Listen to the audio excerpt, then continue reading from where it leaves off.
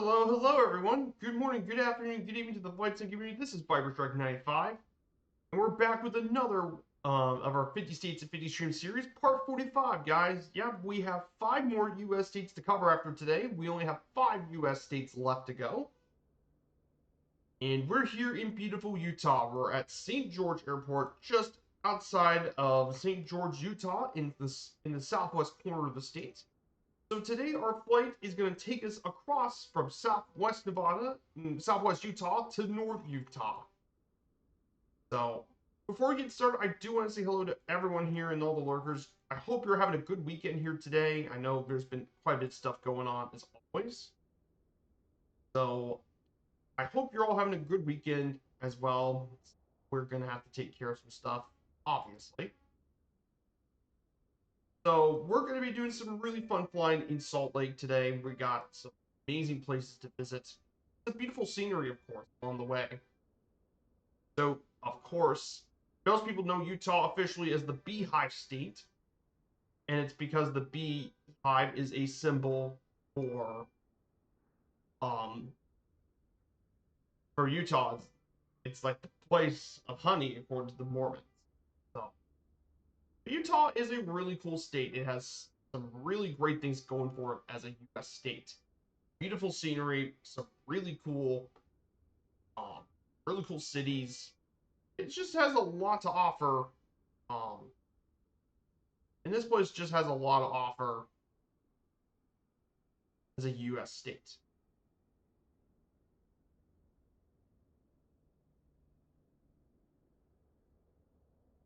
So here's our flight plan for this morning's stream. So here goes this flight plan. We'll start here at St. George. We're going to go to St. George, Utah, fly around downtown for a little bit. Then from there, we'll head over by the Red Cliffs Conservation Area. We're going to make our way to Anderson Junction, and then we'll fly through Cedar City, Utah, not far from Bryce Canyon. And then we'll make our way to our first stop here at Beaver Municipal Airport, Uniform 52. Then from there, we'll fly over Beaver, Utah. We'll fly over some of the mountains here, include Mount Baldy, a few other peaks. Then we'll go over quite a few more mountains and stuff, and we'll make our second stop of the day here at Manti Ephraim Airport 41 Uniform. Then finally from here, we'll then go up. We'll visit Provo, the home of BYU University, one of the major centers of the Church of Latter-day Saints. Then from there, we'll head northeast across Lake Provo, Utah Lake, and we'll make our way through Bingham Mine, one of the biggest copper mines on Earth, one of the world's deepest mines, before heading up straight into Salt Lake City, Utah, the capital and largest city of the state. And finally, we'll head up north, where we'll be seen over Salt Lake, Great Salt Lake, and we're going to make our stop here in Ogden, Utah. So that's going to be our plan here for today, guys. That is going to be today's flight plan. The plane we'll be taking today is the Cessna 408 Sky Courier. I thought this would be great. I haven't taken this plane throughout this series, so I thought, let's give this plane a bit of a try. You know, it's basically Cessna's answer to the Twin Otter, but it's not a STOL plane. But it's still more than capable for these short-haul flights, which is probably fine for us here today. Go in and get the cockpit. Get into our cockpit today.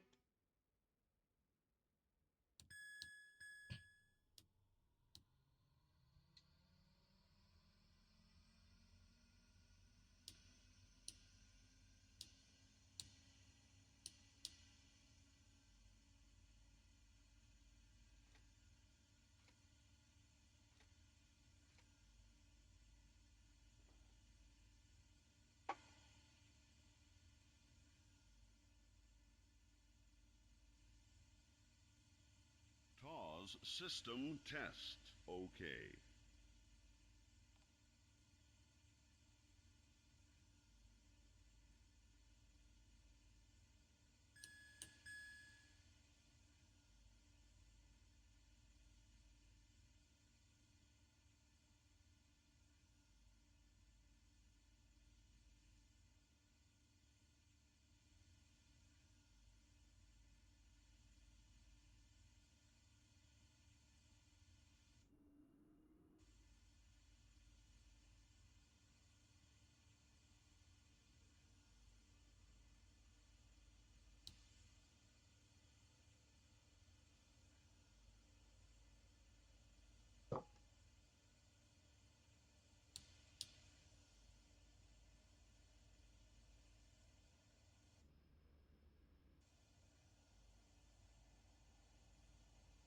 So this is St. George Regional Airport here today in St. George, Utah is where we're going to be taking off here today.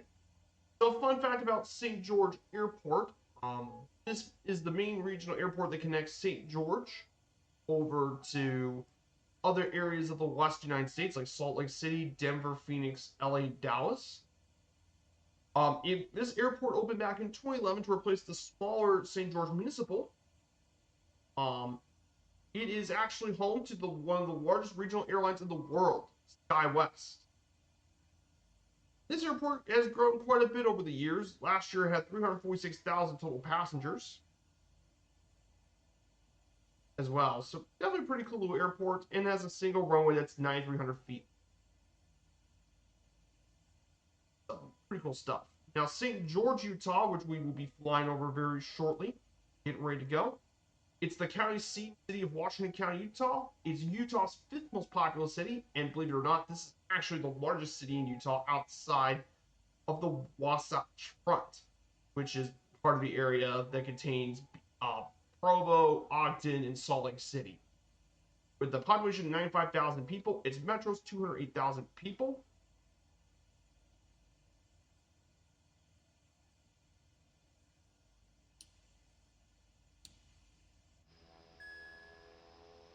One interesting thing about this place, it was settled back in 1861 as a cotton mission, which earned it its nickname Dixie. Yes, even though crop never became a successful commodity, this area is now most well known for its tourism. This is actually a very popular tourist destination in this part of Utah. And it makes complete sense because, thanks to its lot of outdoor recreation and its proximity to many state parks, Zion National Park, in the Grand Canyon, all pretty important parts of Utah. And it's also really easy to get to because it's pretty close to Las Vegas. It's just 118 miles northeast of Vegas and 300 miles southwest of Salt Lake City. But it's a really cool city. It's got some really neat arts and culture stuff, including art shows. But of course, this is most popular thanks to all the parks. Parks and stuff outdoors is what really makes St. George pretty popular now. And this is one of the faster growing areas in Utah, by the way.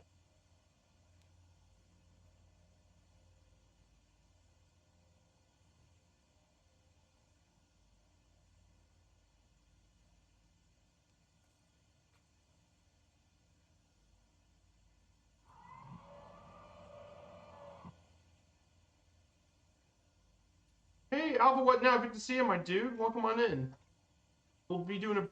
I'm not gonna try to go too quickly over Utah. Remember, this thing, if I go full throttle, would be pretty short. So I'm gonna go. What's the first? Max altitude is gonna be 11,000 feet, but I believe that would be on. We're gonna fly. We're gonna fly up to 9,500 feet. Here. We're gonna go 9,500. Of course, we'll be back in this area again for the National Park Series. We'll actually be visiting here when we go to Zion. We'll be flying over. This area once again in Zion, as we're going to be into Zion National Park.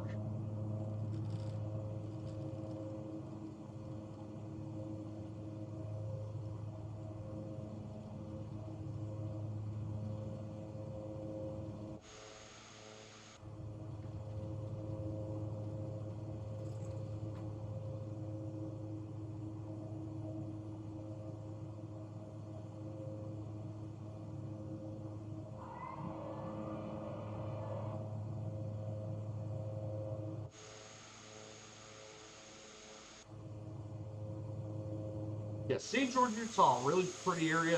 This part of Utah is absolutely gorgeous. I would love to visit.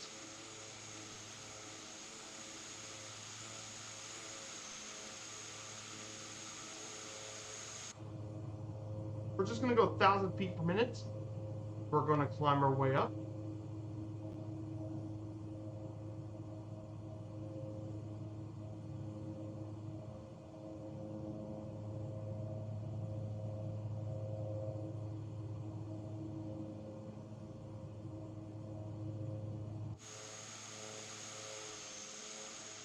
So this here is St. George, Utah.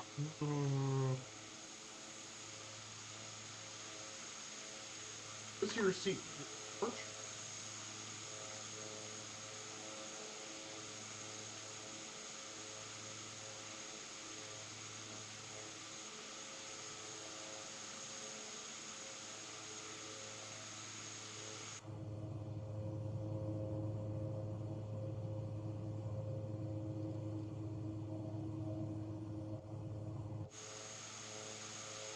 So this here is St. George, Utah. We're about to fly over is St. George, Utah.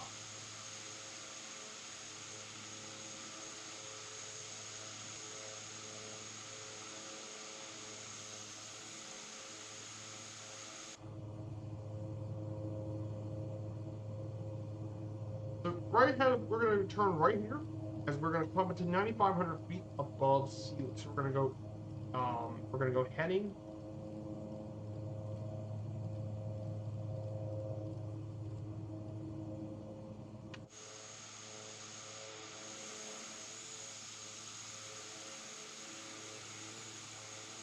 This is St. George.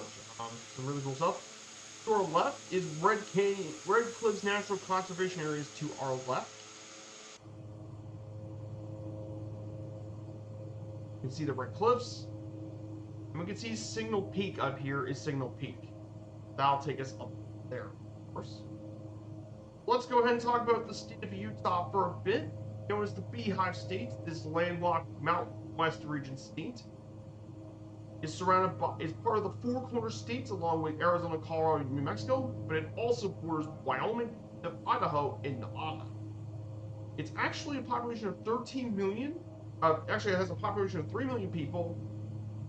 It is also the 13th largest state by land area in the United States, the 30th most populous, and it's actually one of our nation's least densely populated states. Now, most of the population lives in the Salt Lake City metro area. Just 2/3 live in the entire Salt Lake City area. And of course, it's been part of various indigenous groups. But one big part that really grew Utah into a state, and the first major settlers of the state, were actually the Mormons. We'll talk more about that soon. But the Mormons were the first European settlers in the United States to enter into Utah on the Mormon Trail. Of course, but the Mormons were a big part of the Utah territory back in the day, and eventually, but it took Utah quite a long while for it to be a U.S. state. It only became that way when the Mormons had to outlaw polygamy. People in Utah are known as Utahns, and slightly over half are Mormons, which makes Utah the only state in the country where a population belongs to a single church, the Church of the Latter-day Saints. Utah has a diverse economy with transportation, education, information technology, research, government services, and more. It's been one of the fast-growing U.S. states since 2000. Mainly St. George was a big part of it, but also the Salt Lake area too. So Utah definitely is a really impressive state here in the western United States. The history of Utah starts with the pre-European settlers. 1,000 years before Europeans arrived, the ancestral Puebloans and the Fremont people lived in Utah, and they spoke in the Utah Azcan group, and the Pueblos have built their homes through excavations in the mountains, while the Fremont people built houses of straw before they disappeared from the region around the 15th century. Hey, we have a raid from Gadget MPB. Good to see you, Gadget. I hope you're doing well. I hope you had a great stream, my dude. Guys, welcome on in. This is another of our 50 states and 50 streams series. We'll be doing each of the 50 US states in 50 streams. So, I hope you're doing well, my dude. So, where'd you end up flying today, Gadget? So, we're here in Utah. We're covering a bit of Utah's history today. Of course, we're flying through the air here in our Cessna Sky Courier. We're just doing a flight from South St. George over to Ogden today. But yeah, Utah's absolutely gorgeous U.S. state. So, we were covering the Utah state history, guys. So, of course, the air group of Native Americans, the Navajos, settled this region around the 18th century. along with other tribes like the Goshu-Paiute and Shoshone peoples, and of course, Utah's namesake, the Utes. Of course, the Spanish were the first Europeans to actually explore this region, were the Spanish, in 1540 by Francisco Vasquez de Coronado, to look for the legendary city of Cibola, which according to that is one of the 7 mythical cities of gold. Of course, there was another expedition in 1776 that left Santa Fe, hoped to find a route to California, and it took as far as Utah Lake. And of course, while the Spanish did explore this region quite a bit, they weren't interested in colonizing this area due to the fact how desertous much of this part of Utah. Of course, once Mexico gained independence, this later became a part of Mexico, of Alta California. Of course, European travelers and fur traders did explore some of these areas in the 19th century from Canada and the US. And one of those cities is actually Provo. But of course, the first person to actually sight the Great Salt Lake was Jim Bridger, which we covered over yesterday. On Friday, we covered him during that time. And the Great Salt Lake, we'll be flying over that for a bit. But a lot of people made trading posts in Utah. However, the most important part of Utah's history, however, is in the 1840s. Oh, nice! LaGuardia to Indianapolis. Oh, nice! You flew to Indy. That's amazing, my dude. If you don't know, Indianapolis is my home state's airport. Not my local, but it's my home state's base. But of course, the most important things were the Mormons.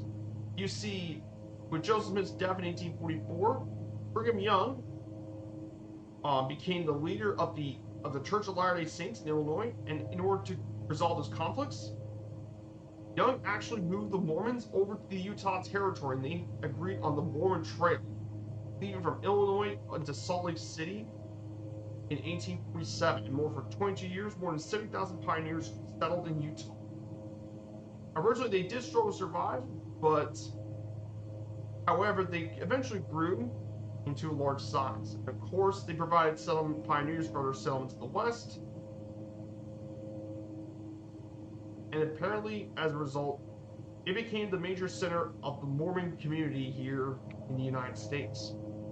They found all sorts of cities as well. Of course, Utah was then taken by the Americans in 1848 after the Mexican-American War.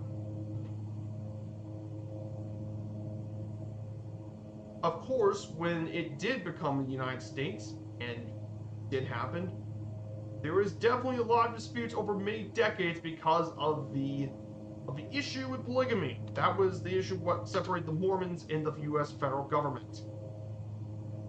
So eventually, there was definitely a lot of those issues. Of course, there was also conflict with native tribes, like in 1857, when many settlers were murdered by the Paiute Native Americans and territorial militia of Utah.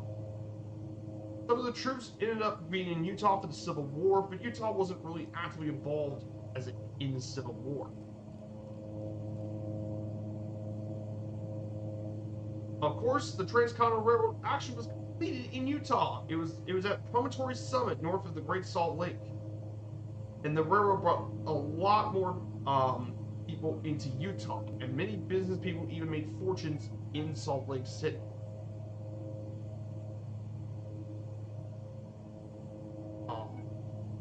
Of course, the issue of polygamy came to be in the 1780s and 80s to punish polygamists due to stories from Utah. But of course, in 1890, eventually they settled the issue in 1896 when the Church of Latter-day Saints has officially banned polygamy. And as a result, due to that, Utah officially became a U.S. state in 1896 to make Utah our 45th state in the Union. As for the rest of it, Utah then later had a lot of national parks, Bryce Canyon, Zion National Park, and eventually later on, we got Arches, Capitol Reef, and Canyonlands National Parks as well. It also hosted the 2002 Winter Olympic Games at Salt Lake City, and even more. Utah has continued to grow ever since. Of course, it's grown lots and lots ever since. Yeah, that is Utah, guys. Yes, playing field. That's pretty cool. So, okay, guys, to our right, if you look to our right here, yes, this is Zion National Park to our right. One of America's great national parks. We'll be covering it in our National Park series. Zion. We'll be taking our X-Cubs through this area, and we'll be talking all about Zion when we eventually cover it again. Great.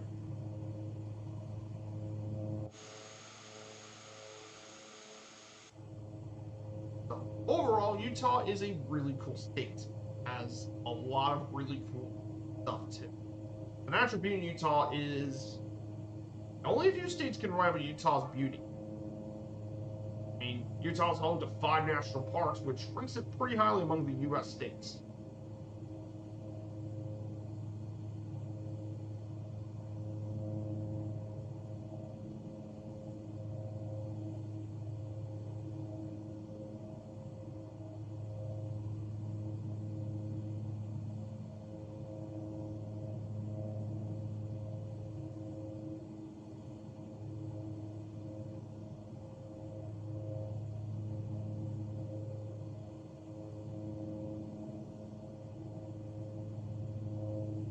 So we head over to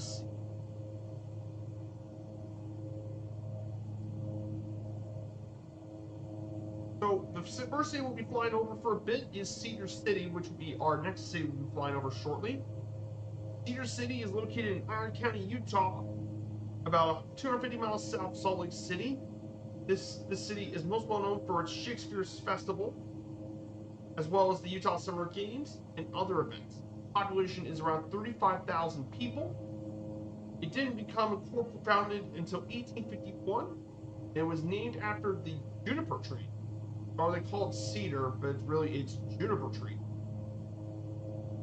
Um, of course, what really grew this area was a railroad completion in 1923, and it allowed this area to become a gateway to the nearby Bryce Canyon National Park, Zion National Park, Grand Canyon, and the Cedar Breaks National Monument. So really cool stuff. It's a neat city. It's a neat city with a lot of culture and stuff. So overall, really cool city, neat area. It's beautiful, and of course, like many parts of Utah, it's absolute.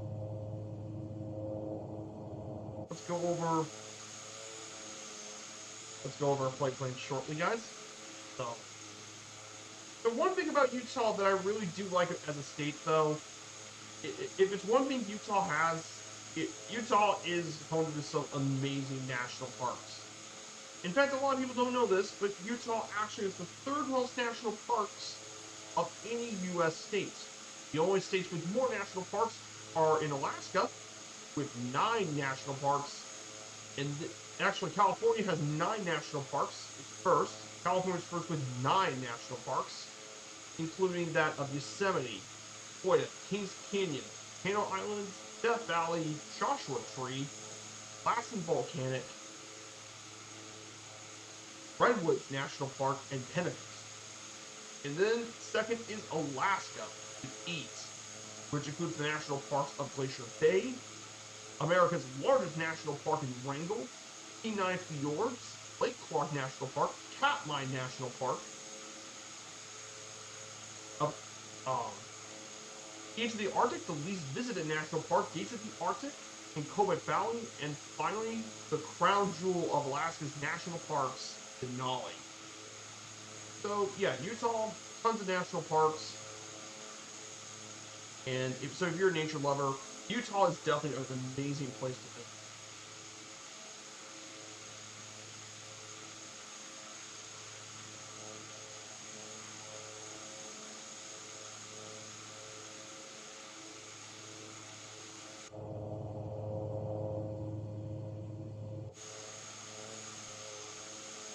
Really cool stuff. So, guys, I hope you all had a good weekend, and I hope you guys have been doing well.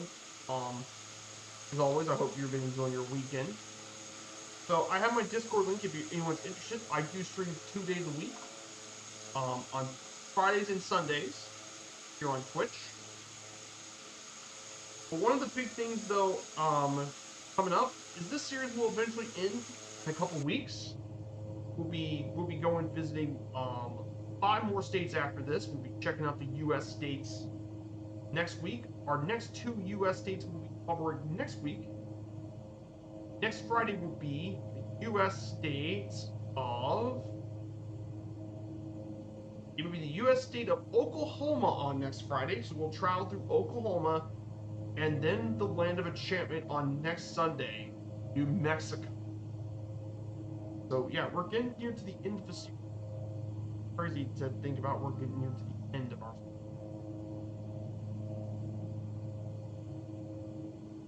Of course, our next 2 series we're going to be doing on Fridays will be the All Country series. We'll be traveling each country and learn more about each and every single country on Earth. And then on Sundays, we'll be doing more of a GA Bush series with the national parks. We'll be covering that.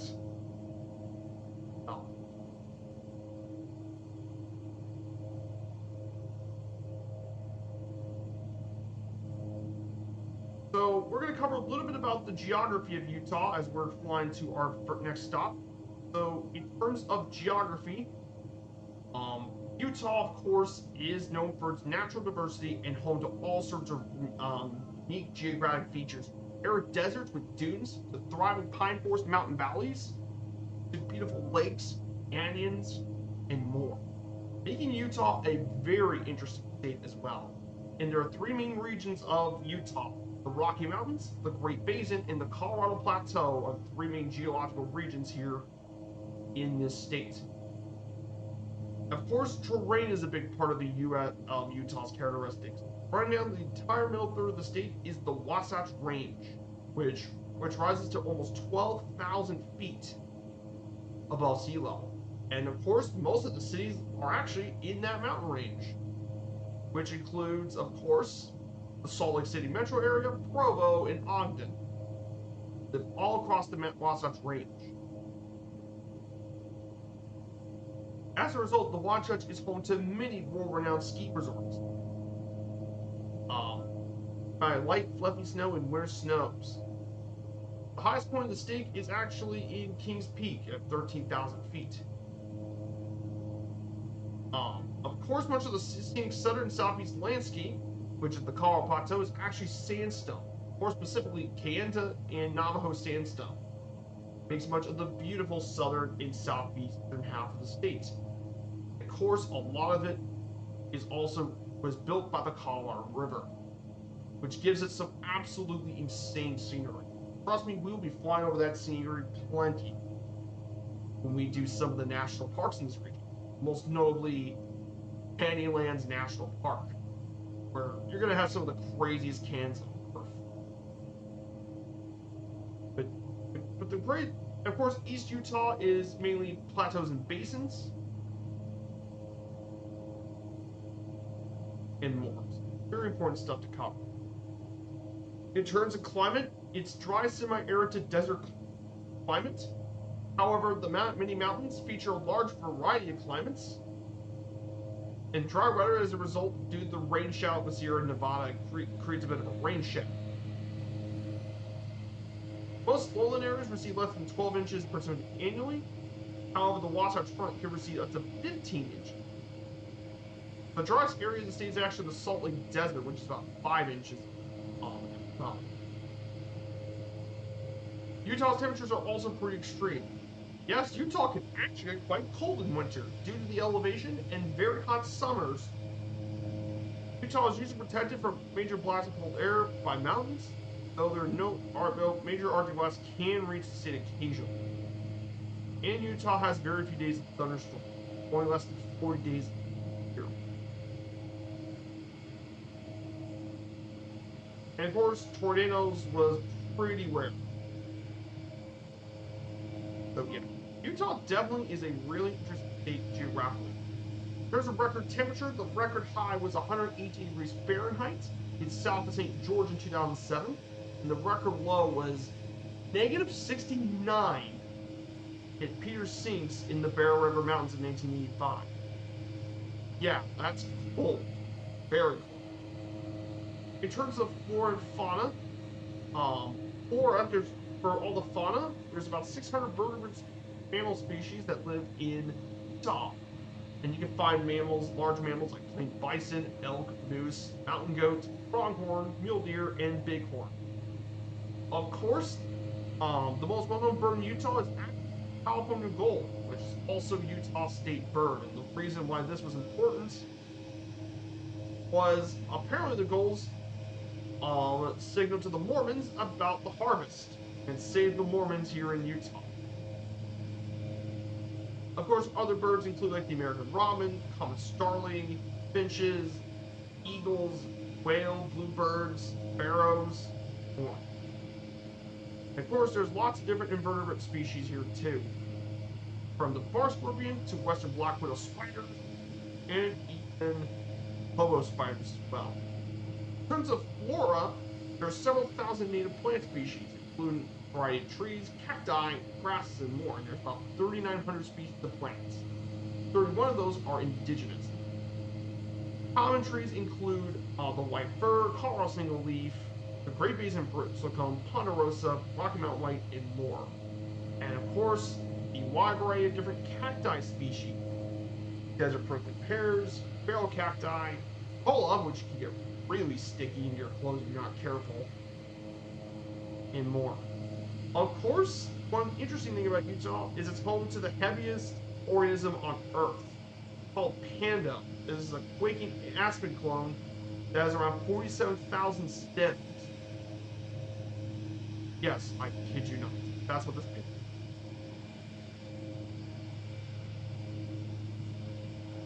We're going to be approaching our first stop here pretty shortly. We covered our first stop pretty shortly here. We'll be landing Beaver Municipal.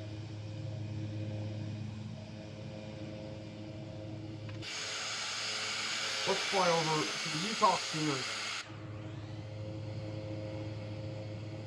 It's glorious, isn't it?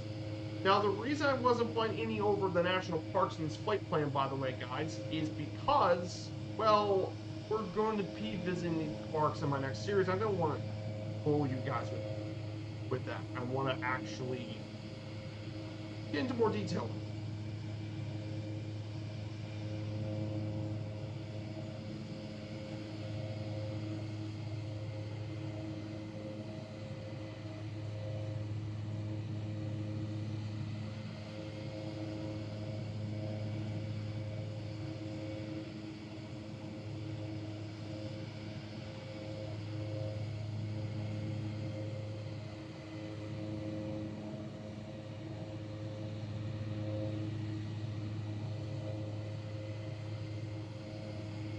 We'll be heading there pretty shortly.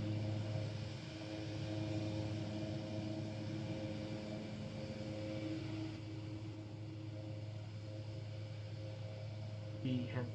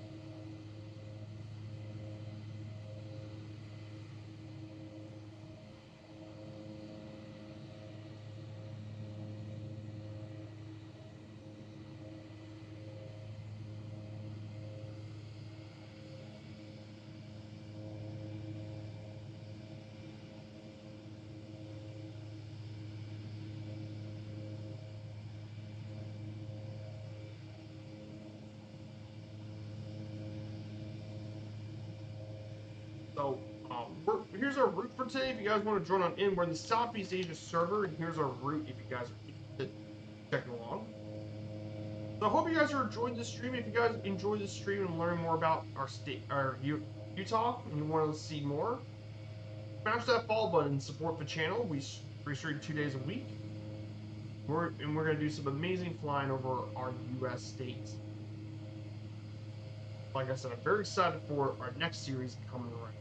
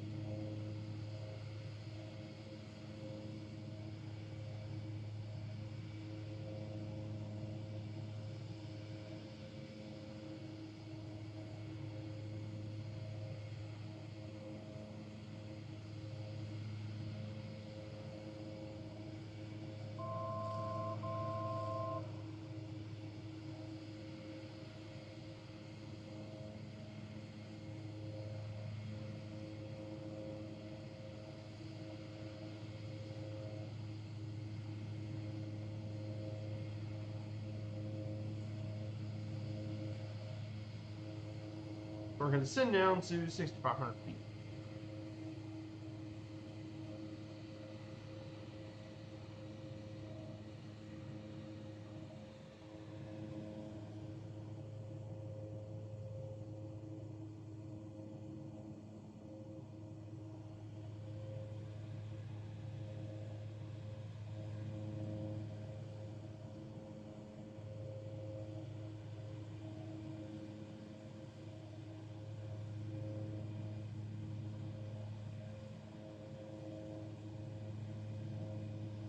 Here we go, we're going down the hill.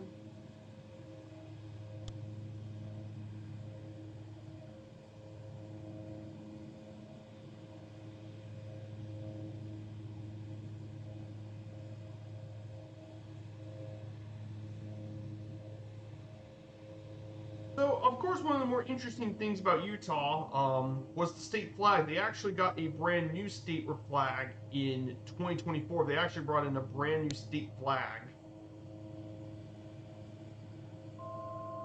In 2024, they got a brand new state flag. One of the more interesting things about their state flag is the beehive symbol, which represents Utah's industrial character and its nickname, strength of the Union.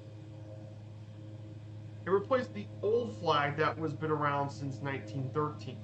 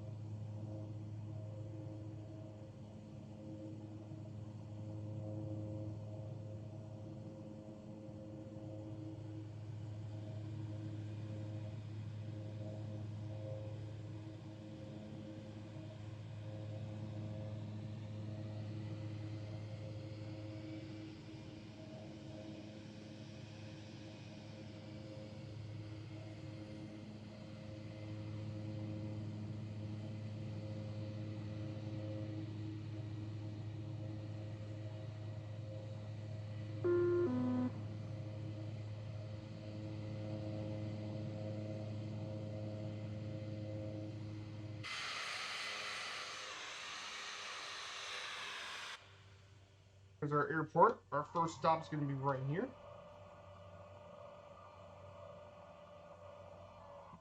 Around and make our first stop. Here's our airport.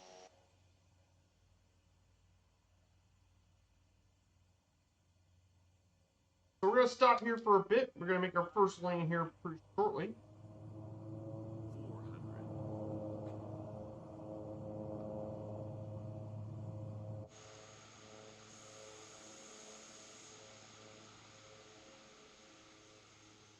400. 300.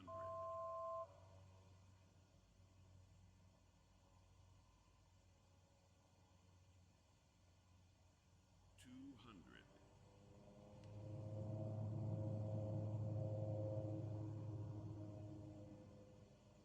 100. 200.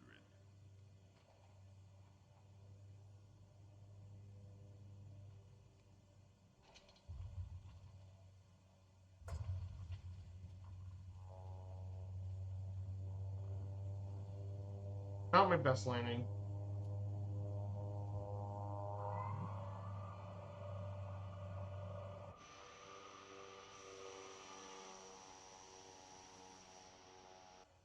We're going to stop here for just for a minute or two as we're going to prepare for the next leg. So we're going to get ready for the next leg over to 41 Uniform, Manti, Emperor Airport. So we're just going to take a bit of a break for about a minute, chill out for a bit.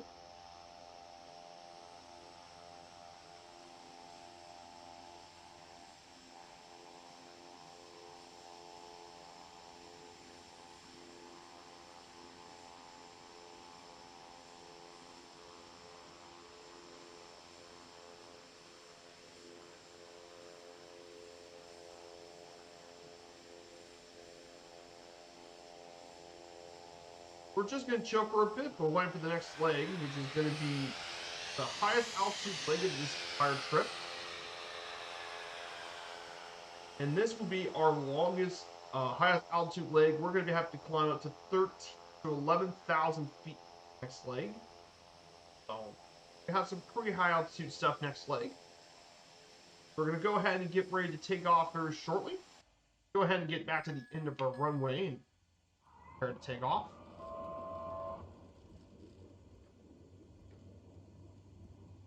Go ahead and prepare for that.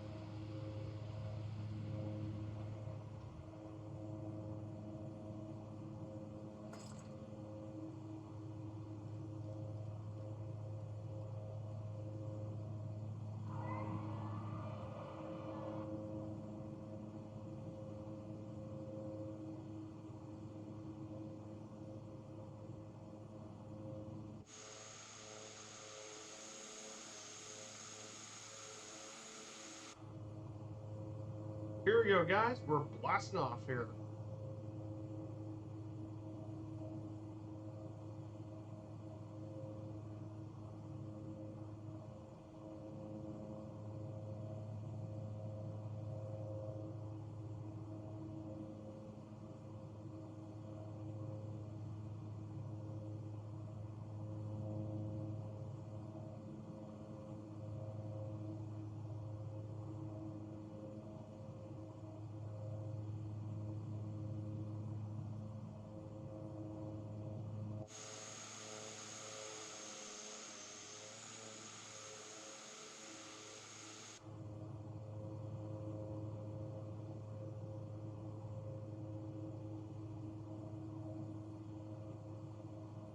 Here we go, guys. We're going to be climbing to 11,000 feet, and we need to climb that high because we're going to be near Mount Baldy.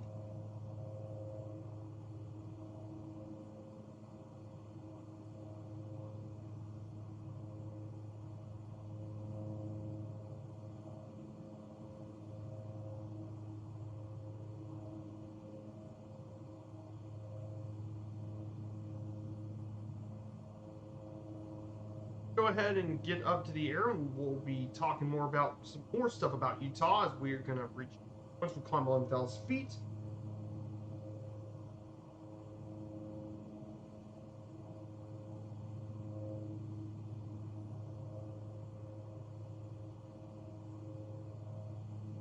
Hey, Super Tom, good to see you. I haven't seen you in a bit either, my dude. Good to see you, Super Tom. We're doing our 50 states and 50 streams. We're actually here in Utah today. Yeah, it's been over a year that last season.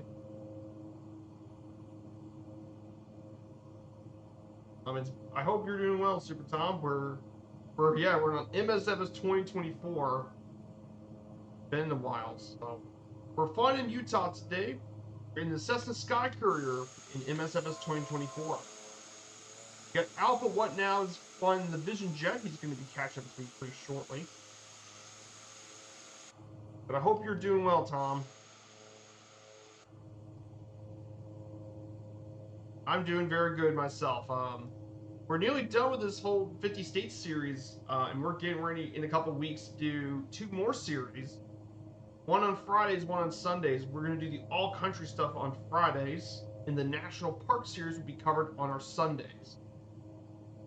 So we got plenty of more GA flying we got to do.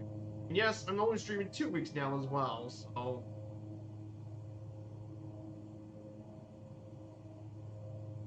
let's go ahead and talk more about Utah as we're going to get into the state. Let's talk about Utah's economy first. So economically speaking, Utah had generated a gross state product in 2012 of 130 billion, and per capita income is around 45,000 people. Major industries include mining, cattle ranching, salt production, and government services. And one thing Utah is definitely known for is the fact is it's very much has a lot of dynamics in its economy. It brought a lot of high-paying jobs in the state. In the east, petroleum production is actually a major city. And near Salt Lake City, it's done by several oil companies. While in central Utah, it's coal. Of course, according to the IRS, Utah is ranked first in all U.S. states in the proportion of income given to charity, and it's thanks to the fact that, due to the standard 10% of all earnings that Mormons give to the Church of Latter-day Saints, or known as a tithing, and they also contribute to around $3.8 billion. So yeah, Utah is the state with the most charitable people. Is Utah.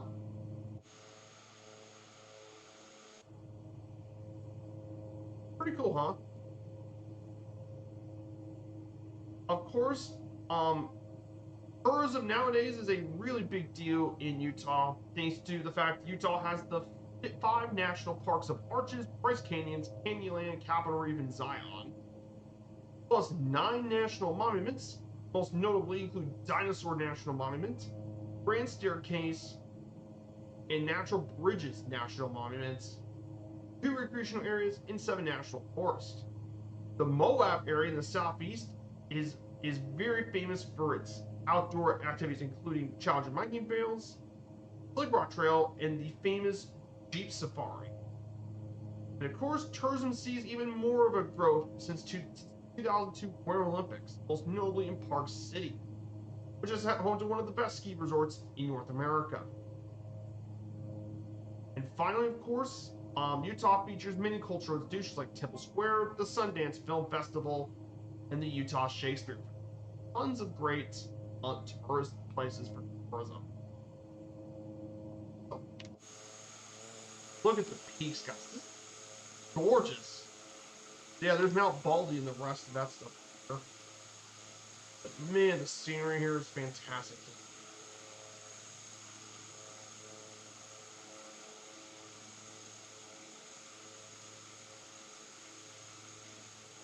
Utah is an absolutely gorgeous state.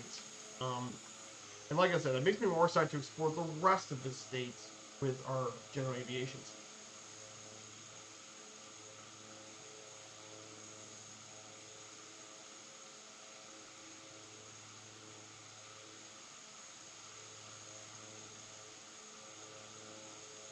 We'll be getting through this shortly.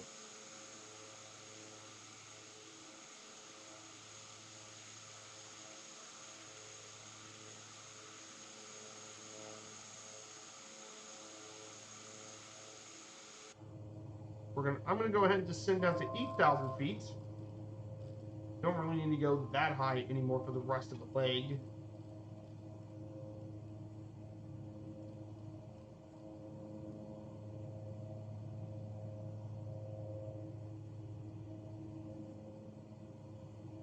But yeah, I'm also pretty excited as well.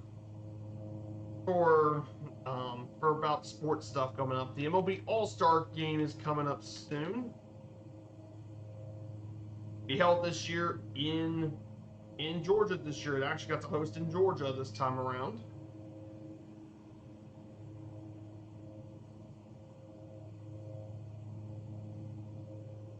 So it should be pretty nice to have the All-Star Game once again coming on Tuesday. I believe the Home Run Derby is actually tomorrow.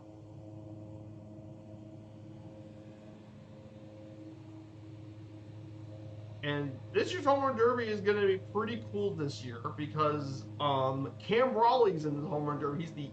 He's one of baseball's home run leaders, and he's in the derby along with Drew Caminero of the Rays, Jazz Chisholm, O'Neill Cruz, James Wood, Brett Rooker, Matt Olson, Byron Buxton. So many really cool home run derby stuff. It's really cool.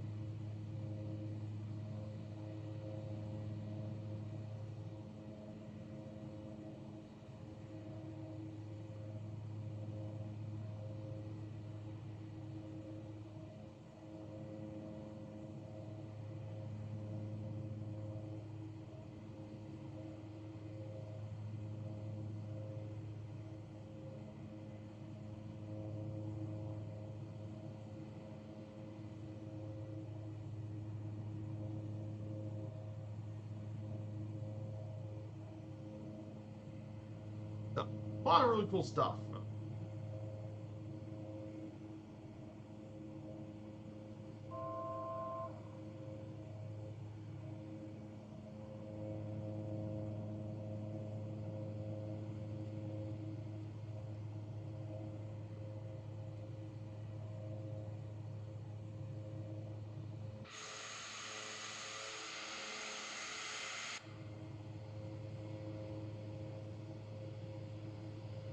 So,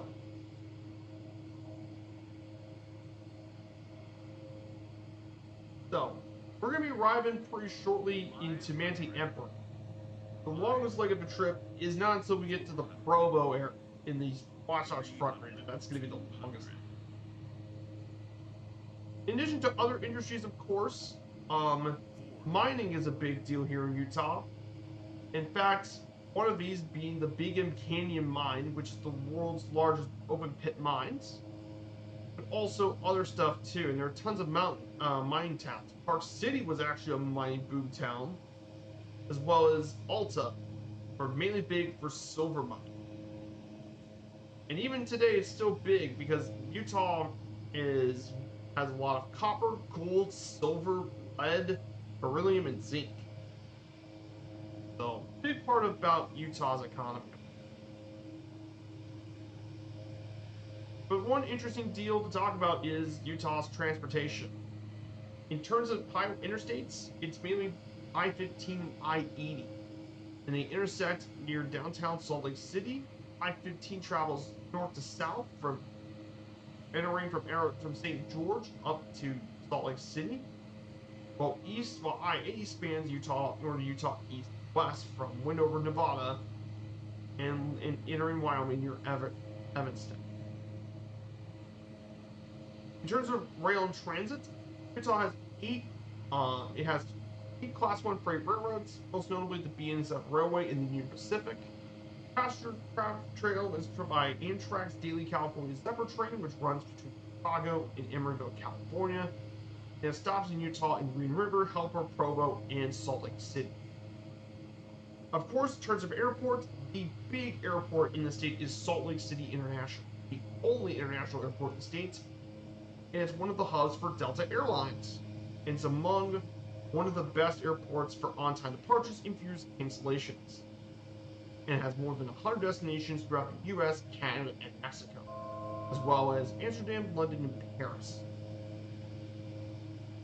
So, yeah, pretty big deal here. Transportation is a big deal in Utah. And finally, for our last slide for this leg, we'll be covering Utah's sports. So in terms of sports and culture, Utah is the second least populous state in the United States to have professional sports franchise, after Nevada. Utah's actually home to two major sports teams, actually three major league teams in the state. The state's original major league team is actually the Utah Jazz, which is actually funny considering they were originally the New Orleans Jazz, but they moved to Salt Lake City in 1978. And despite that, the Jazz still kept their name. By moving to Utah, the last place you would expect to have the Jazz.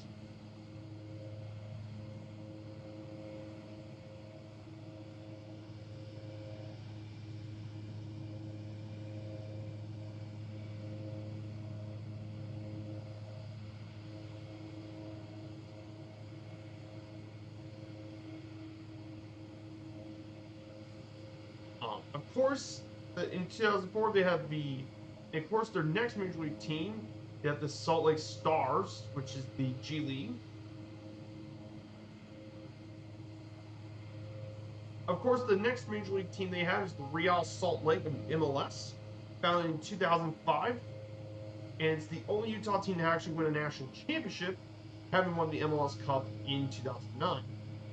And now their most recent major league team is the Utah Mammoth, which was originally the Arizona Coyotes.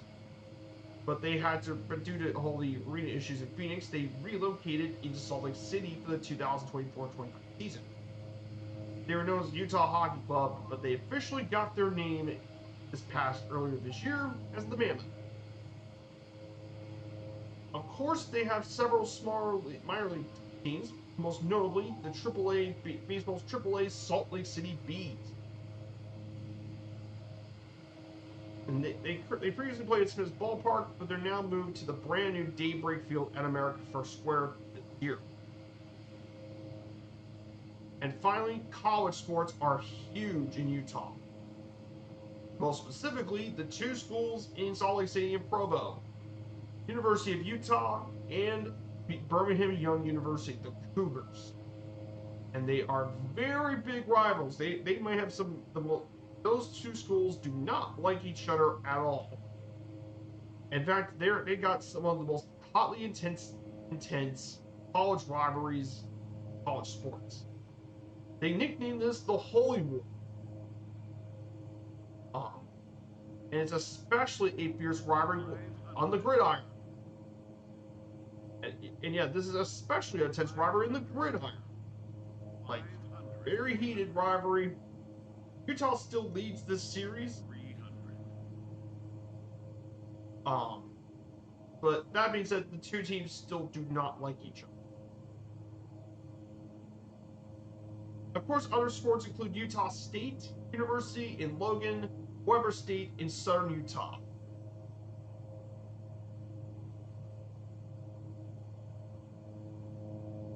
And finally, Salt Lake City did host the 2002 Winter Olympics and became one of the most successful Winter Olympics in history for marketing and financial. And again, Utah is also going to host it in 2034. So Salt Lake City is going to be back at the Winter Olympics again. Finally, in recent years, rugby's grown as a state. Yes, in rugby. Kid you not, that's actually going to be a thing. So that covers all the slides for Utah for this leg. We'll be covering more when we arrive to our next stop. Let's take a look at our scenery and stuff, and yeah, you can definitely see some of the gorgeous scenery here in this part of Utah, or the Candylands area, and you can definitely tell scenery in the state's stunning. And we haven't even gotten to the most scenic parts, southeast Utah, plus the northern region of the Wasatch. We haven't even gotten to some of the most beautiful areas of the state.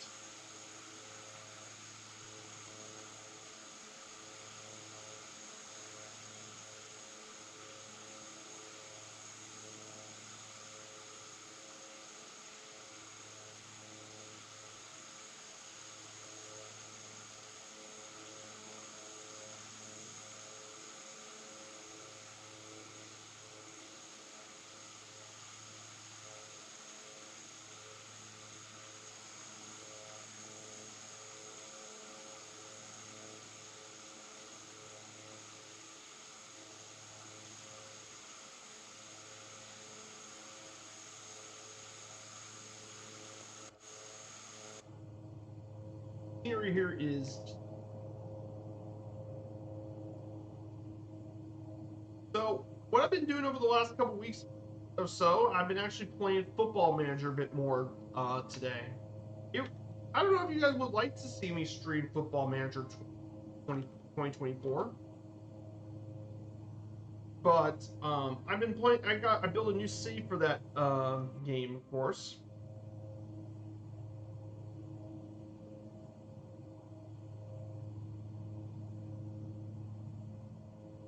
But one of the really cool things about Football Manager is definitely it is very deep and it's got a lot of systems and stuff, including different leagues, fully licensed stuff. You transfer save files. It's got all sorts of stuff. You've got hundreds of teams, about hundreds of clubs all across the globe, from England over to Japan and much, much more. So,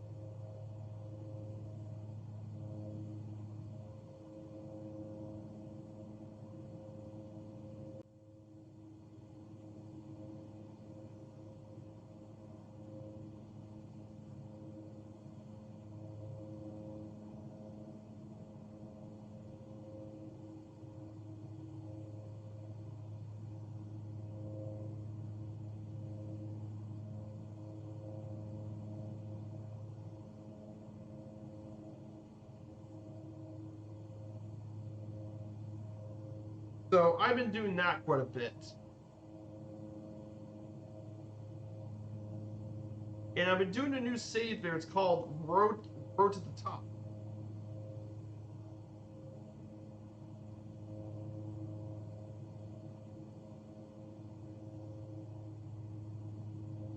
And basically, you take the team from the bottom of their league and you put them to the very top. So I've been doing a save yesterday. I'm currently leaving Dover Athletic Football Club, and I'm trying to get up from the National League South up to the top of the Premier League. It's going to take me a bit of a while, but I thought this would be a fun little journey for me just to test my skills in this sim. So pretty much excited for that.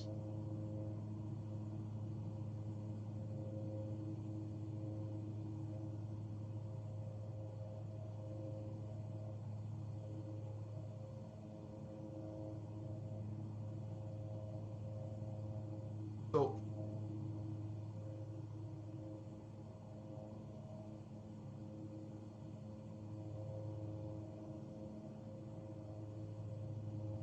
I've been doing that. It's pretty fun. I'm gonna probably do this on my own for different states.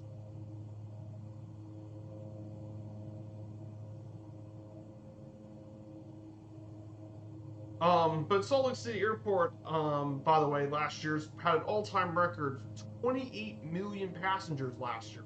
28 million. Um, Pretty crazy. 20 million's a lot of people.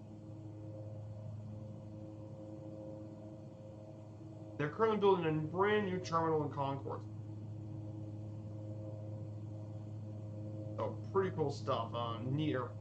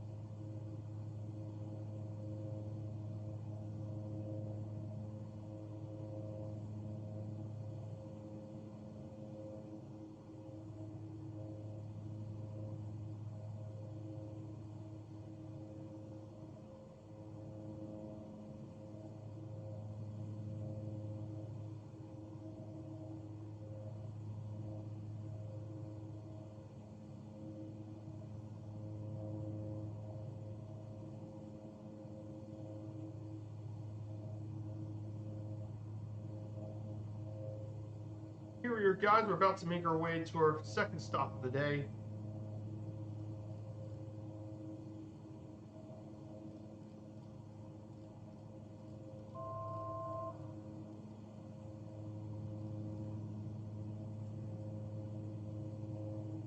We're going to descend down 6,500 feet, and we'll make our second stop at 41 Uniform.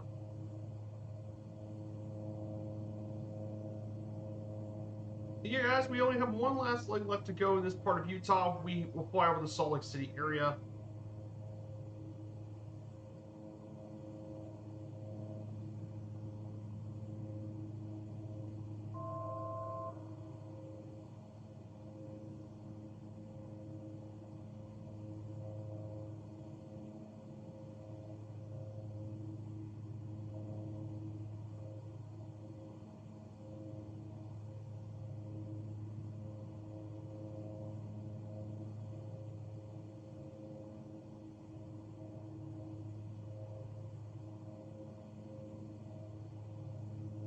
So guys, I hope you're enjoying this stream, and I hope I'm having a great time here today, guys. Enjoy this flight in beautiful Utah.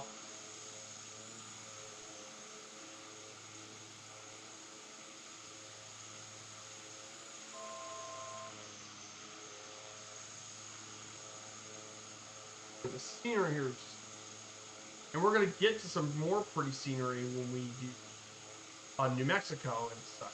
Mexico's going to be pretty. Arizona's going to be stunning, of course. Let's not forget the other two, last two U.S.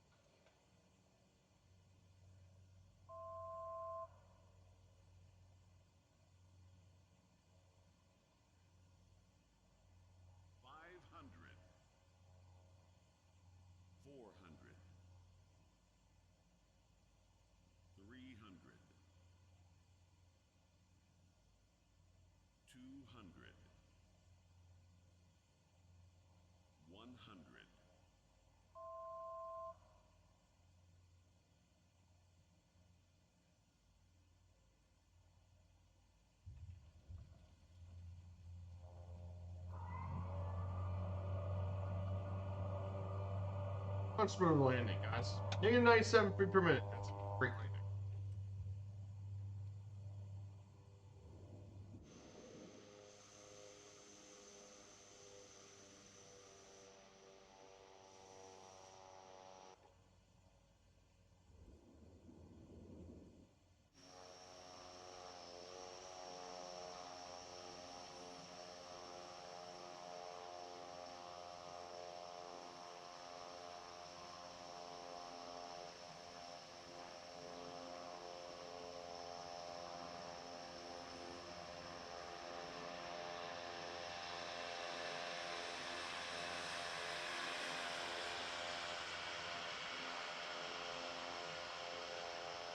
be stopping here for just a minute. We'll get ready to chill if anyone wants to fly along.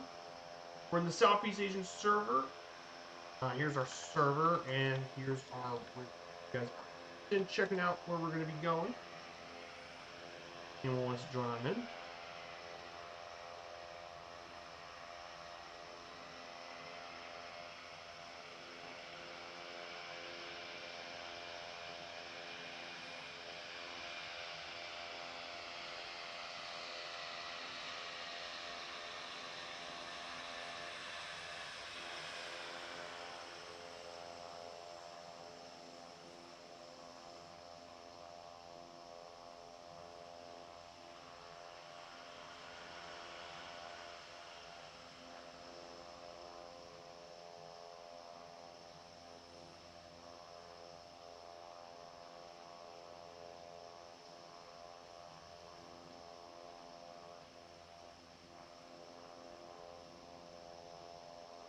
Yeah, beautiful state so far. We got one last leg to go. We're going to fly over to the Wasatch Range region.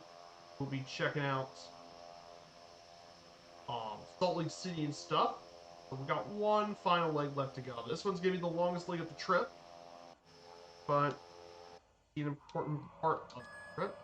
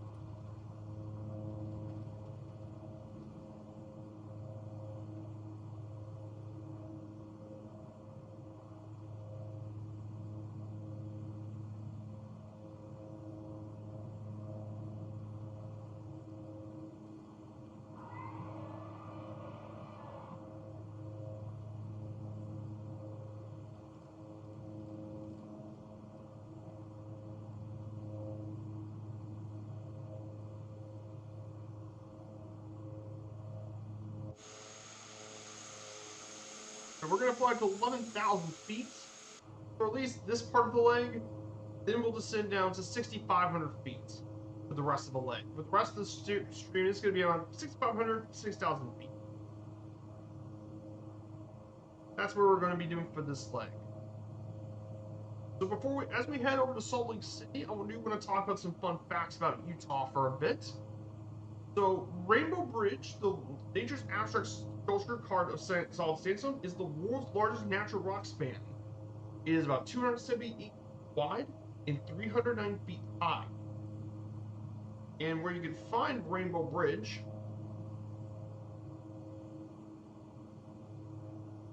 you can find it in Powell, Utah. It's a national monument, by the way. One of the largest natural arches in the world.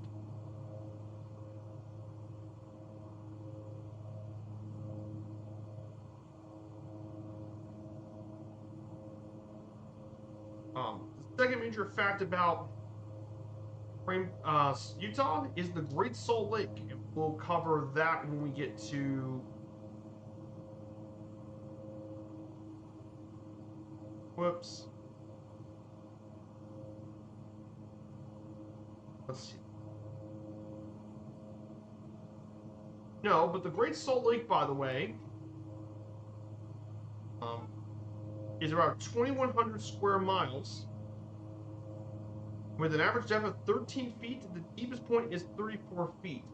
Of course, the Great Salt Lake, if you want to learn more about this Salt Lake and the unique thing, The Great Salt Lake actually is the largest saltwater lake in the Western Hemisphere, the largest terminal lake in the world.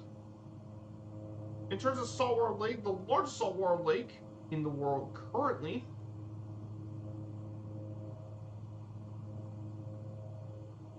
I think historically the Aral Sea was the biggest salt lake in the world.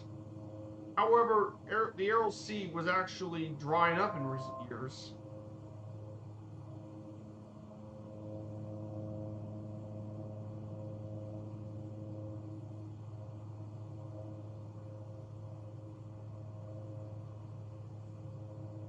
But, of course, Utah is the site of the nation's first department store. Zion's Cooperative Mercantile Institution was established in the 1800s, and it's still operation to this day. Yes, the first department store in the United States was founded in Utah.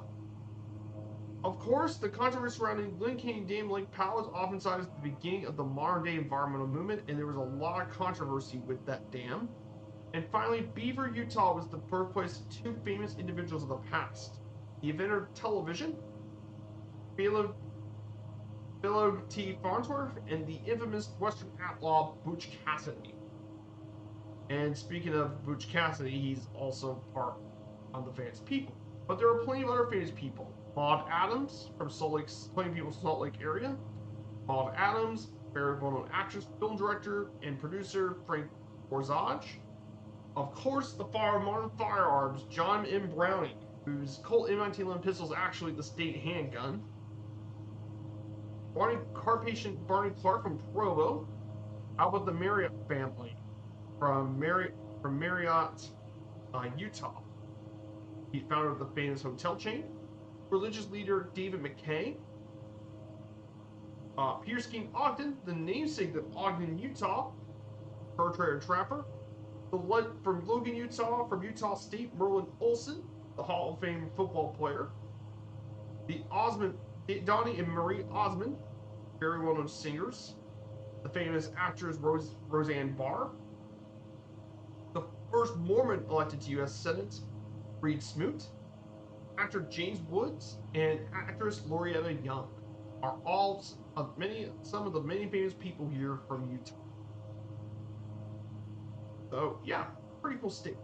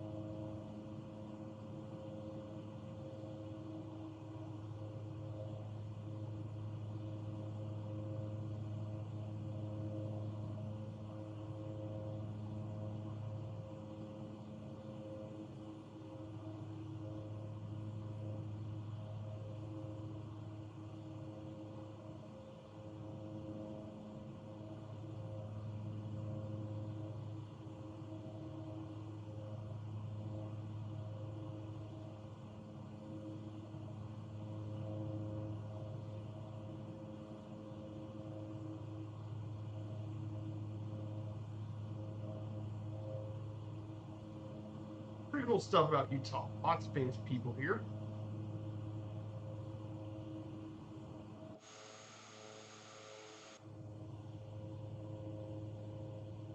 So once we cross over this tall point, I'm going to descend down to 6,500 feet. And we'll get into Provo.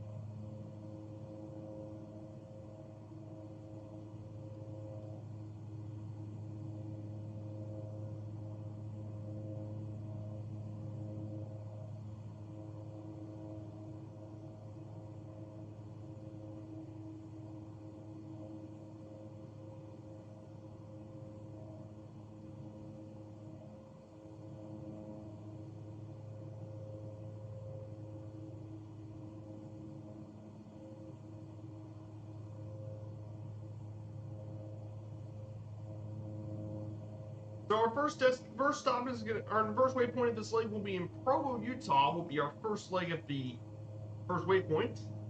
So Provo is a city and county seat of Utah County, Utah, 43 miles south of the capital largest city, Salt Lake City. Population is around 115,000. It is Utah's fourth largest city.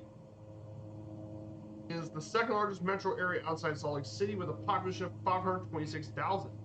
The city is most famous for being the home of Brigham Young University, which was established by Brigham Young, and it is operated by the Church of the Latter-day Saints. And it also has their largest missionary training center. And the city is the focus area for tech development in Utah with several billion-dollar startups, and it even had a venue for the 2002 Winter Olympics. As you can definitely tell, the Church of Latter-day Saints is a big part of the culture here in Provo, especially at BYU. BYU football especially is a big deal.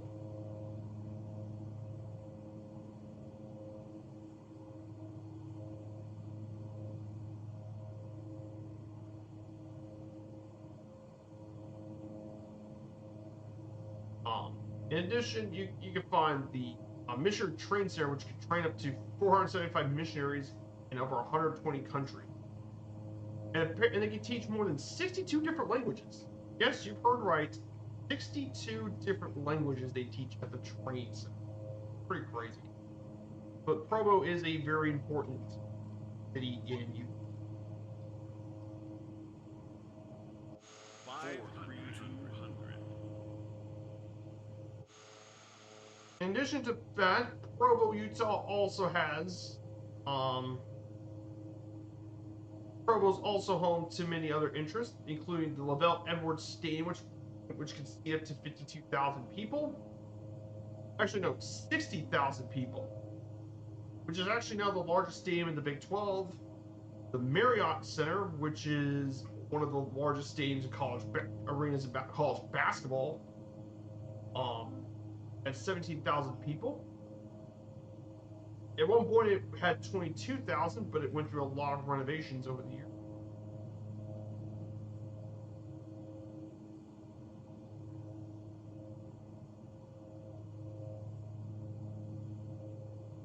And more. But yeah, Provo, really cool city. We'll be flying over here soon.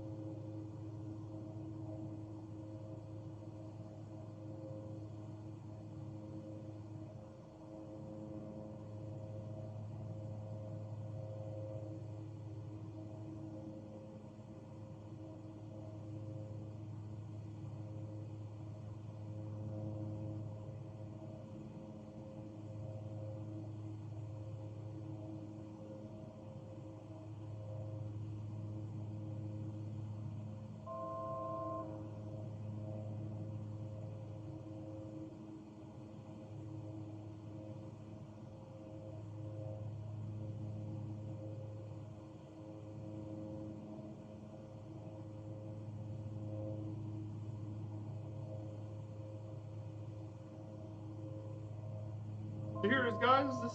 We're coming up to Provo. We're at Spanish Fork. All this is part of the Provo metro area, by the way. So we now approach the Wasatch Mountain Range here in this part of Utah.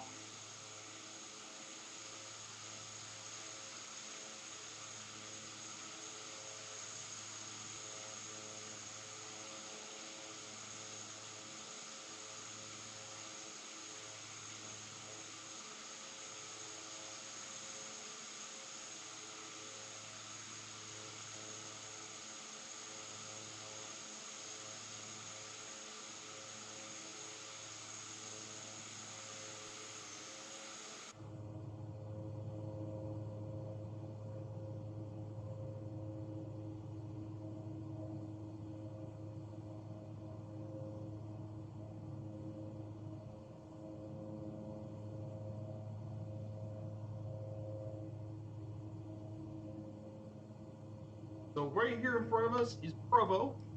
We should be seeing the university, of course, Brigham Young. So we should be flying over Brigham Young University very shortly. So we should get there, and then we'll turn.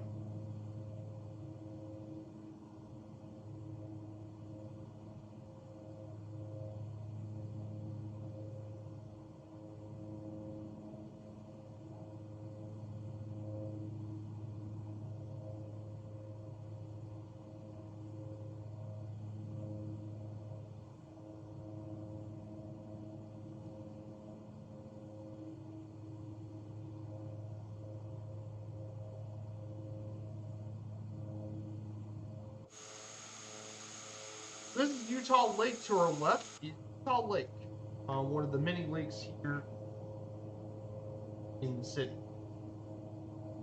And to our left is also Provo Municipal, which is now got a commercial terminal and stuff. Here we are, guys. We're about to make our way down to Brigham Young University, BYU.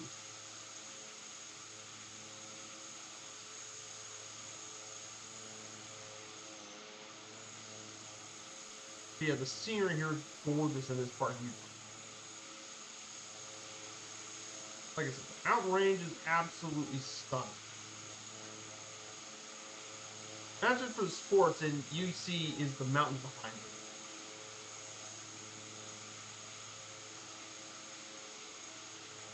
Here you go, guys. Brigham Young University.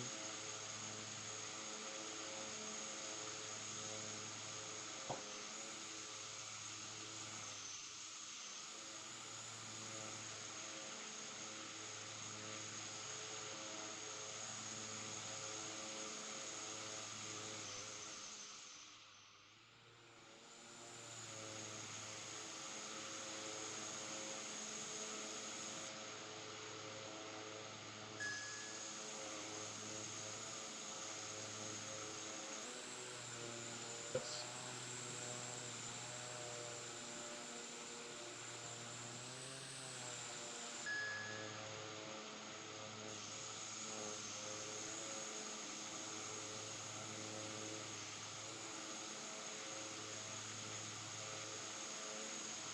Yeah, with the BYUY in it. Because, well, that's the Y in the mountain for BYU. Go Cougar.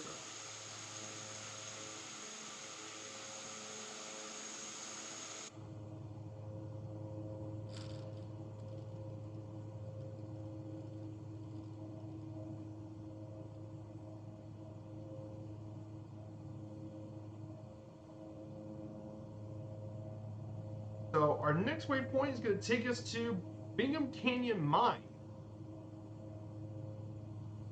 So if you guys aren't aware about Bingham Canyon Mine, or the locals call it the Kennecott Copper Mine, this open pit is located just southwest of Salt Lake City, and it's the largest human-made excavation and deepest open pit mine in the world. This mine has produced more copper than any other mine in history, with more than 19 million short tons of copper, or 17 million long tons of copper. Owned by the Rio Tinto Group, a British Australian multinational corporation, and it's managed through the Kennecott Union Copper Corporation, which operates the mine, concentrate expeller, and refinery, and has been in production since 1906. The pit is almost over 3/4 of a mile deep, or 1,200 meters deep, 2.5 miles wide, and covered 1,900 acres of land, and it was a National Historic Landmark in 1966. Yes, this copper generated a ton of copper.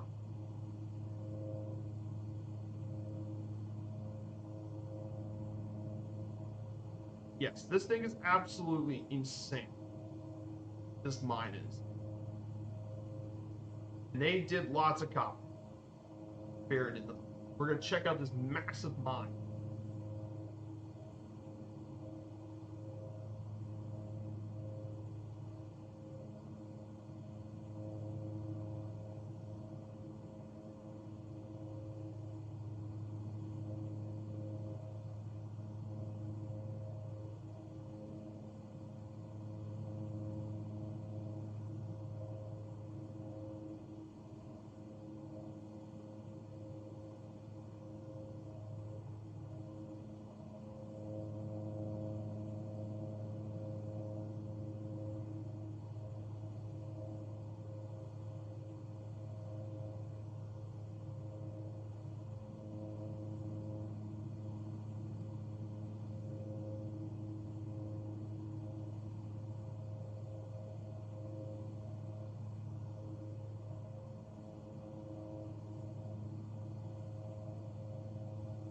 we're going to head there.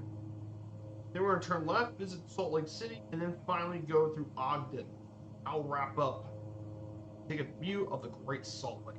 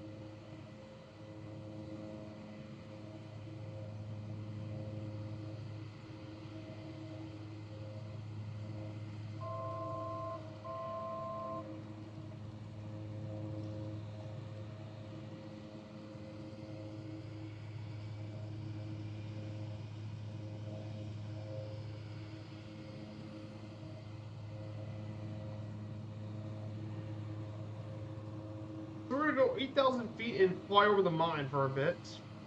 For just a boom.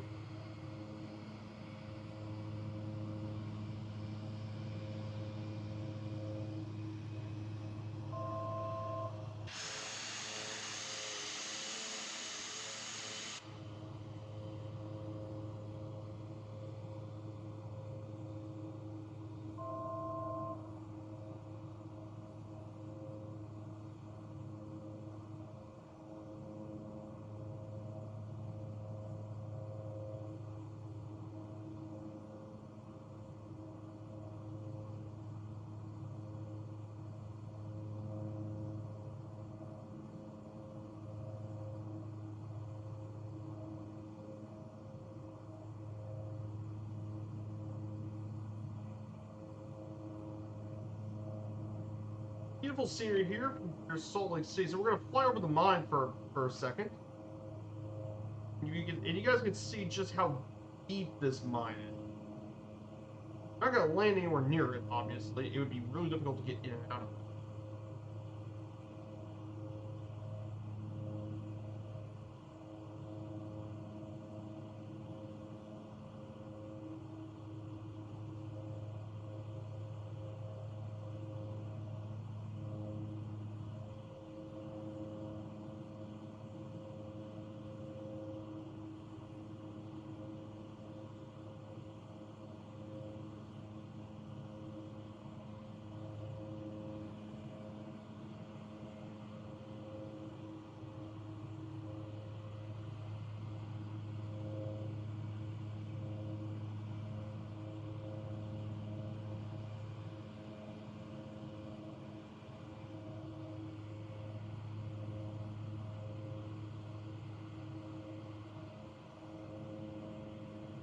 this here is the Canyon Mine.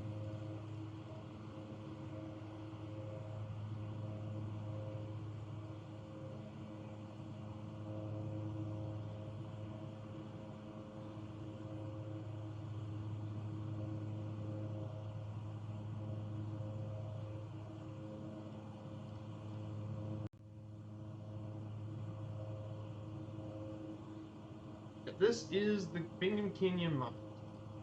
Here for a bit.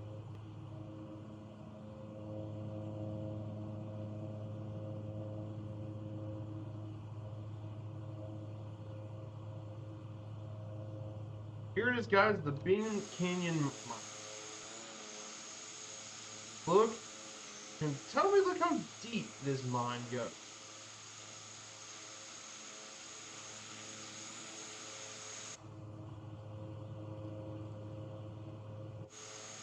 Yes, look how deep this mine goes. This is about 3,000 feet deep. Absolutely insane. This mine is.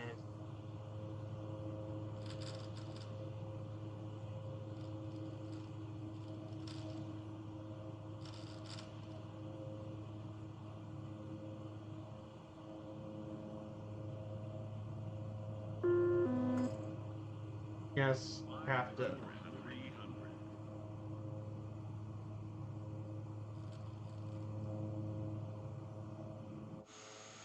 500.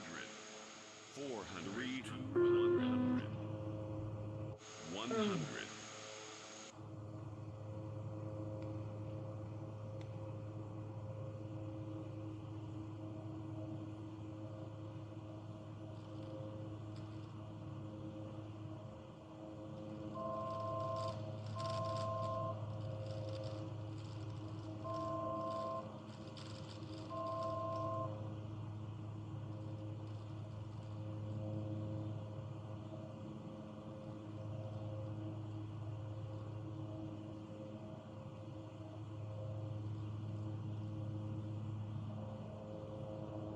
Yeah, isn't that crazy? This mine, absolutely.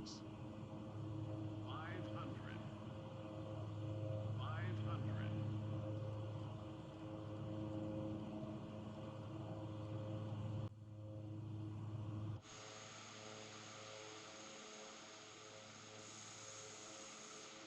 So from there, we're going to head over to the state capital of Utah, Salt Lake City. Now, this is the capital, most populous city in Utah.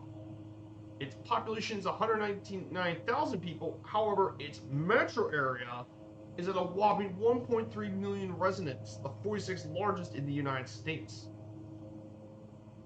And when you combine it with its statistical area, it is around 2.8 million people. And it's the principal urban center along within the Great Basin, along with Reno. Salt Lake City was founded in 1847 by settlers led by Brigham Young to escape persecution. It was founded by the Mormons. Of course, it's well known for its unique street grid system, consisting of Temple Square, served as the origin is Temple Square. And the reason Salt Lake City was named was because of the Great Salt Lake that was nearby. And of course, it was also the headquarters of the Church of Latter-day Saints, as well as mine booms, and the Transcontinental Railroad is what brought a lot of economic growth into Salt Lake City. So thus it became nicknamed the Crossroads of the West. Nowadays, it's built a really strong tourist industry thanks to skiing, outdoor recreation, and religious tourism. And despite the state being rightly highly conservative, Salt Lake City stands out as a very politically liberal city and home to a significant LGBT community and hosts the annual Pride Festival.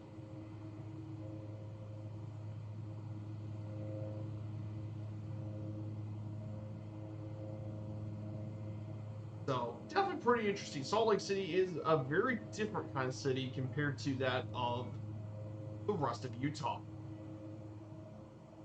Of course, you can find all sorts of different museums, including the Church History Museum of the Latter-day Saints, Clark Planetarium, Jones History Museum, Natural History Museum, a military museum at Fort Douglas, and more. Many festivals and music stuff is celebrated in the city. And of course, the most iconic building in the city is the Salt Lake City Temple, which was built all the way back in 1893. It was actually built all the way back it was opened in 1893. It took 40 years to construct. And this temple is the largest temple of the Church of Latter-day Saints.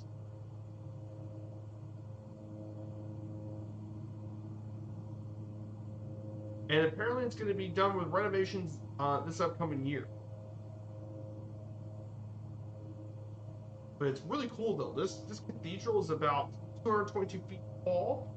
It has its floor area of 382,000 square feet and sits on 10 acres of land. It looks absolutely gorgeous though. We're going to be flying near it pretty soon. I think we're going to be flying pretty much over the temple, so we'll be flying over there soon. Salt Lake City is going to be... We're nearly done with this stream, guys. We only got one last city left to go, Ogden. We'll be done with the stream.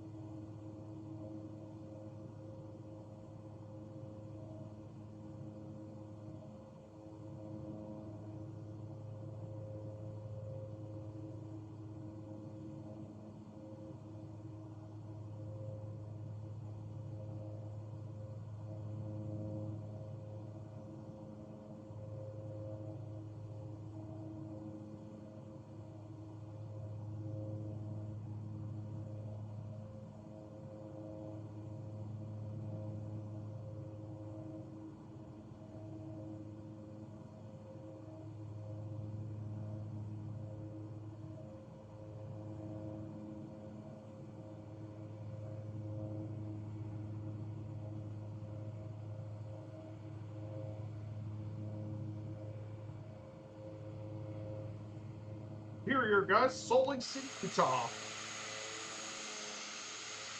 SLC, as they call it. Here, as locals call it.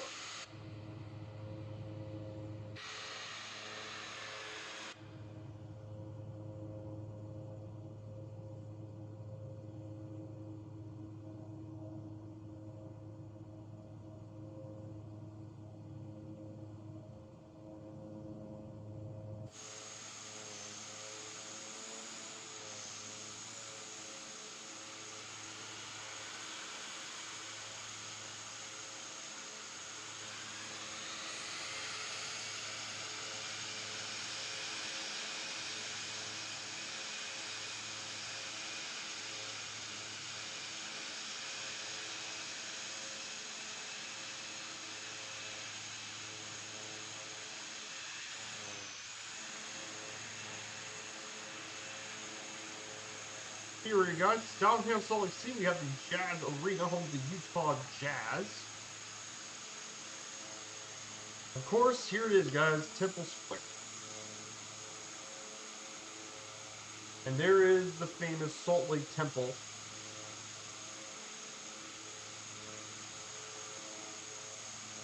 Down below us is right is the Utah State Capitol. And left. There's the Salt Lake Temple down over here, and there's the rest of downtown Salt Lake.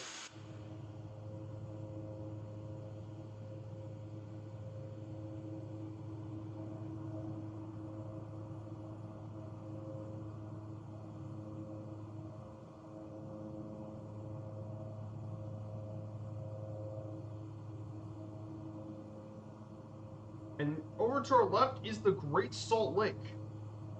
Distance.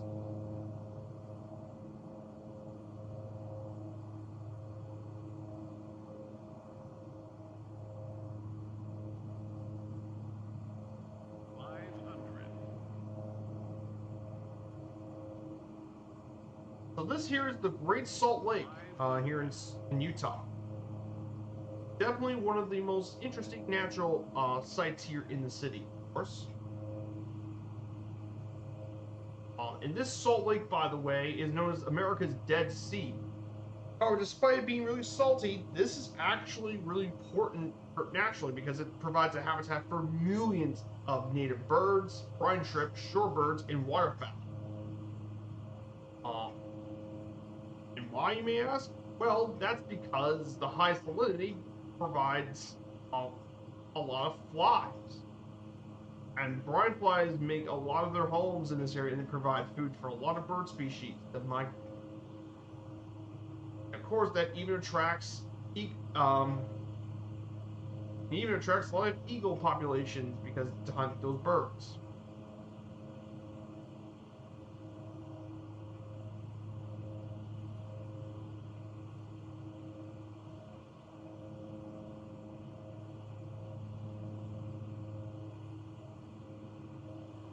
But yeah, Salt Lake historically been a very important part of Utah history.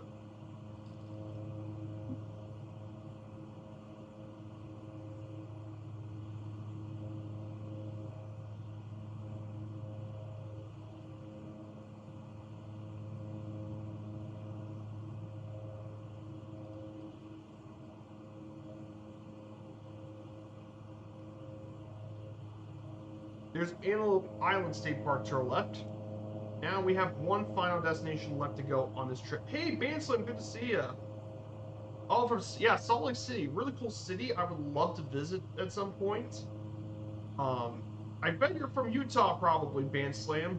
You're a Utahan. So our last city is Ogden, Utah. Will be our last stop for today. Ogden is located in Weber County, Utah, 10 miles east of Great Salt Lake, 40 miles north of Salt Lake City. 87,000 people live there as of 2020, making it the 8th largest city, but Ogden's very well known as a major railway hub. It still handles a lot of the freight traffic in the state.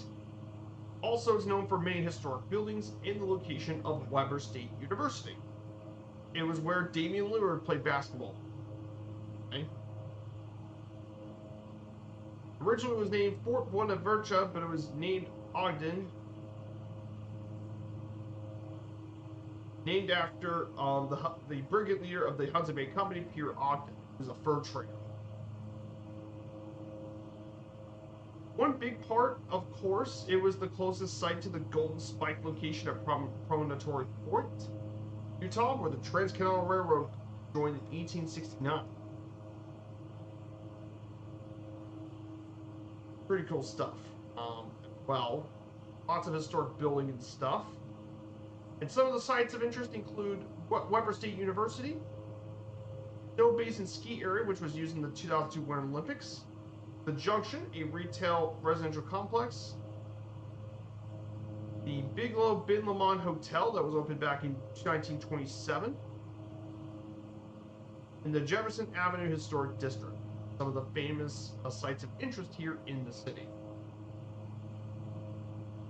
And of course, in terms of airport services and aviation, it's served by Ogden Hinckley Airport, the busiest non-municipal airport in the state. It was actually used in World War II by the U.S. Army Air Forces.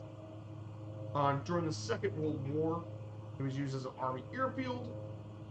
However, it began commercial services in 1944 between Los Angeles and Great Falls, Montana. Of course, nowadays it sees services with smaller airlines, most notably Breeze Airways flies out of here to Orange County Airport. But the thing is of course, the issue why it doesn't have more services, Salt Lake City is down to the south, and people fly out of that airport a lot more than Ogden. So that is our final leg. Of course, in front of us is Hill Air Force Base. This is Hill Air Force Base. So Hill Air Base is mainly, I believe, it was mainly used for the Material Command. It was actually used for manager of different components, engines, missiles, software, and avionics components. And the main host unit is the 75th Air Base Wing, which provides a lot of services and support for operations and logistics.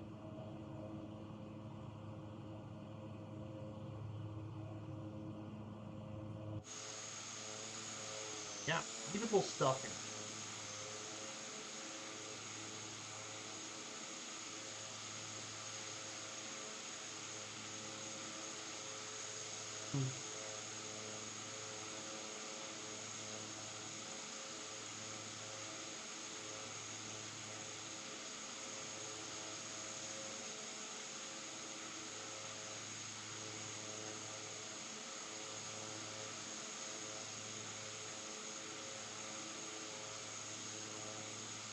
So, yeah, beautiful Utah.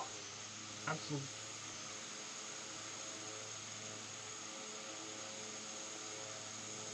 Absolutely incredible.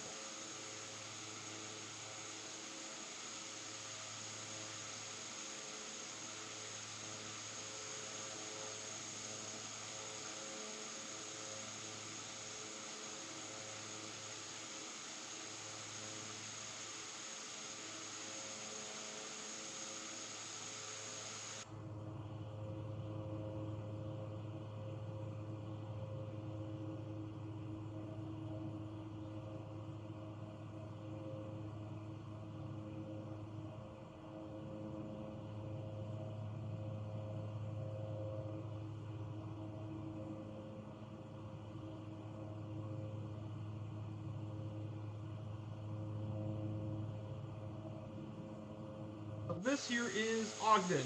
We're about to approach our last city, Ogden, Utah.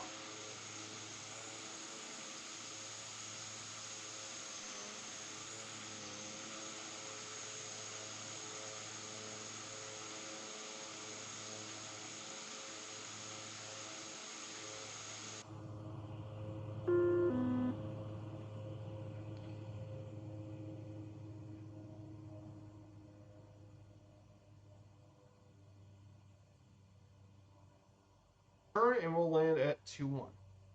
And we'll wrap up the stream here. Thank you guys so much for joining along with us.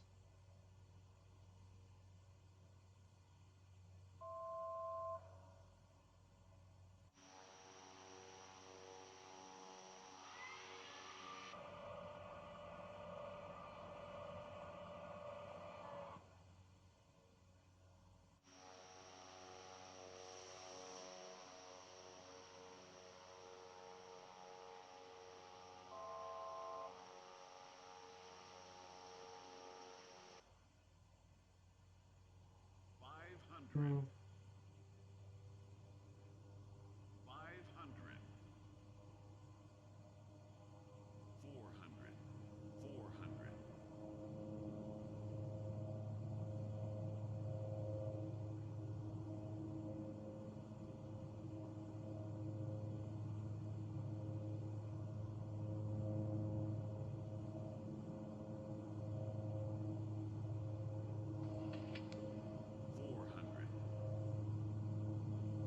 300,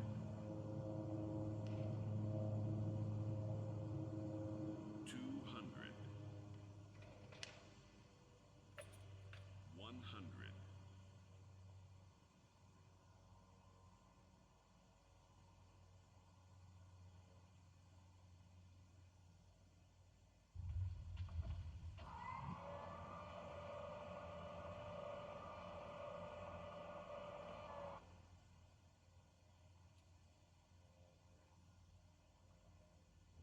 Here we go, guys. And that wraps up our stream in Utah. We're going to turn off the engine and wrap things up here in Salt in.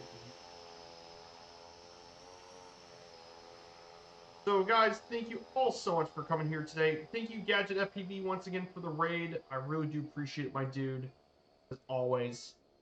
So we'll be returning next Friday. We'll be returning back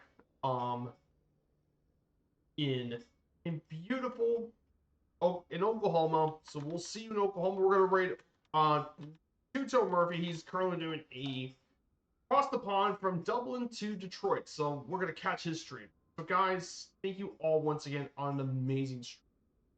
Proud to be here with you guys, and you guys made a big difference. So take care, everyone, and see you all next Friday. Goodbye, everyone.